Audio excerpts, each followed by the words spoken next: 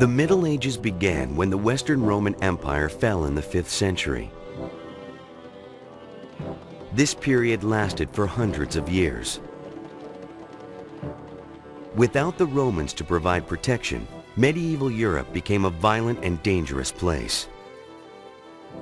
Frequent foreign invasions by Vikings, Magyars, Muslims, and other raiders weakened European rulers so that they could not maintain law and order.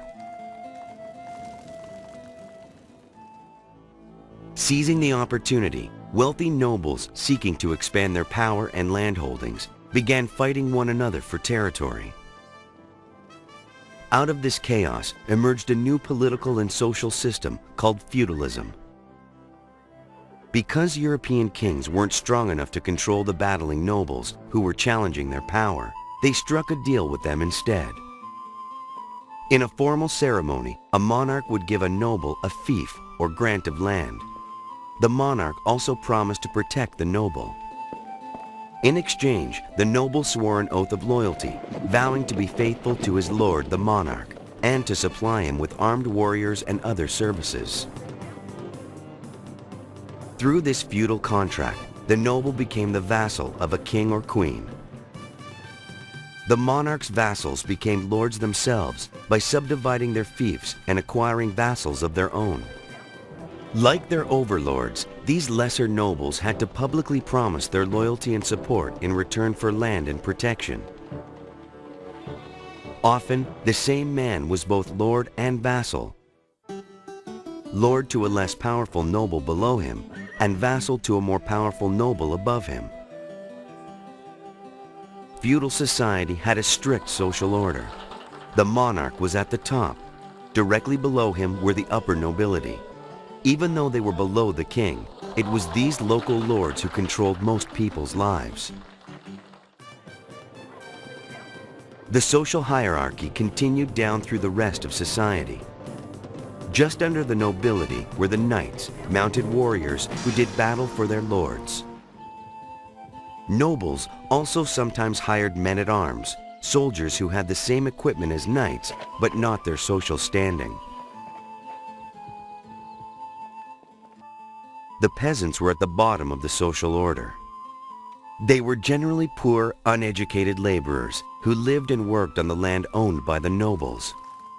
The peasants were the economic backbone of society, growing the crops and producing the other goods that everyone needed. The peasants were considered part of the land they lived on. When a noble received a fief of land, he received the peasants who lived on it too.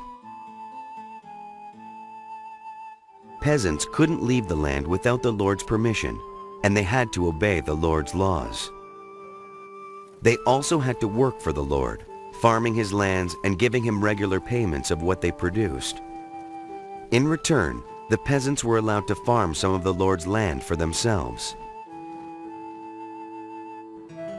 Perhaps more important during this chaotic period, they enjoyed the stability and protection of the lord's laws and his armies. These were big benefits during the Middle Ages, when competing lords, bandits, and raiders from outside Europe were a serious threat.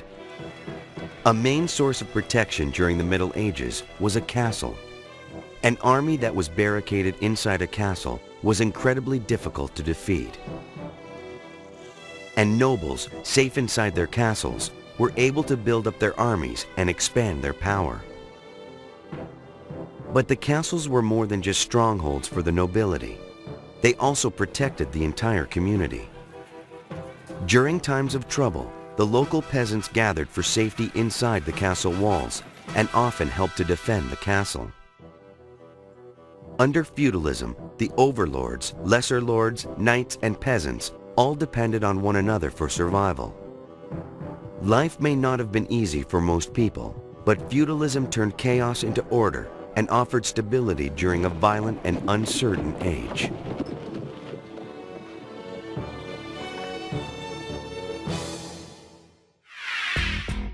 Did you know? The word feudalism comes from the Latin word for fief, which is related to the Germanic word for cow. When nobles received fiefs from the king, the peasants as well as livestock on the land were included in the deal.